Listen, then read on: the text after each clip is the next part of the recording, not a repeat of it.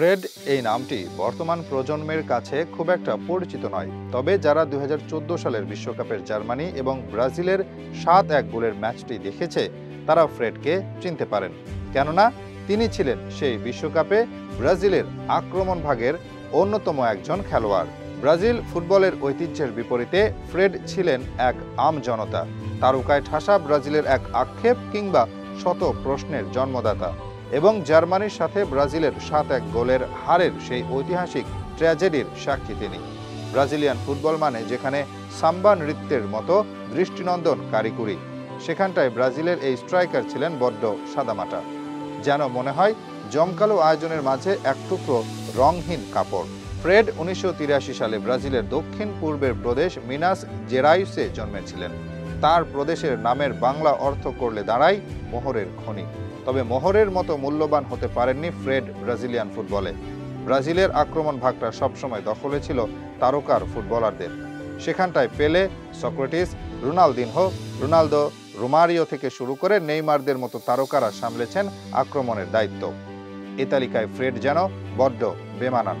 তিনি যেন ভিড়ের মাঝে হারিয়ে যাওয়া ছোট্ট একটি শিশু।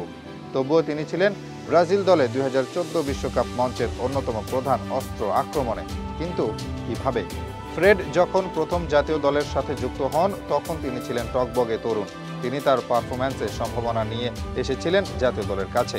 সে সময় তরুণ এই ফ্রেডকে নিয়ে রীতিমতো ট্রান্সফার মার্কেটে কারাকারি লেগে যাওয়ার মতো অবস্থা ছিল। ব্রাজিলিয়ান ক্লাব ক্রুইজেইরোর হয়ে ৪৩ ম্যাচে ৪১ গোল করে নজরে আসেন ফ্রেড। এরপর ২০০৫ সালে লিগ ওয়ান চ্যাম্পিয়ন দল লিও দল তাকে দলে ফেরায় ১৫ মিলিয়ন খরচ করে। প্রথম মৌসুমে করেন ১৪ গোল। এরপর তার গল্প বদলে যায়। ফ্রেড তার খেল হারিয়ে ফেলেন। তার সেই গোল করার সক্ষমতা কেমন যেন ফিকে হয়ে যায়। ঠিক তখনই তাকে নিয়ে প্রশ্ন জাগে, যেখানে এই ফ্রেড এক মৌসুমে ৪০-এর ওপরও গোল করেন, সেখানে ৩ মৌসুমে ফ্রেঞ্চ লিগে তার গোল ৪৩।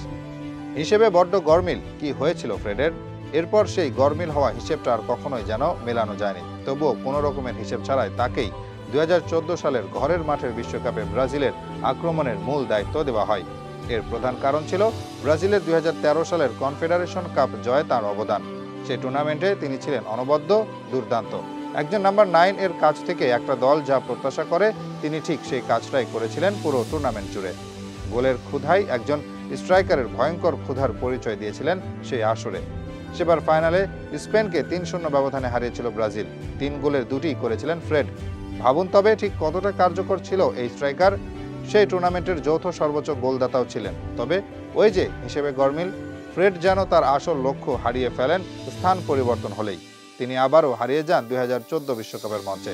তার হঠাৎ জ্বলে উঠে আবার হারিয়ে যাওয়া ঠিক কেন হয় এর উত্তর খোদ ফ্রেডের জানা নেই। পুরো বিশ্বকাপের সেমিফাইনাল অবধি তার গোল ছিল মোটে একটি, অথচ তিনি ছিলেন আক্রমণের একজন গুরুত্বপূর্ণ সদস্য। সেমিফাইনালেও তার উপর ভরসা করে দল, কিন্তু সেখানেও মলিন তিনি। জার্মানির কাছে হেরে যায় ব্রাজিল ৭-১ গোলের ব্যবধানে। ঘরের মাঠে এমন হার মেনে নেওয়া ছিল কষ্টের। ব্রাজিল সমর্থকরা তাকে নিয়ে সমালোচনা, কটূক্তি কথা বলা শুরু করেছিল। এরপর এই কষ্ট নিয়েই অবসর ঘোষণা করেন ফ্রেড। তবে এরপর অবসর থেকে আবার ফিরে এলেও ব্রাজিল দলে আর জায়গা হয়নি তার।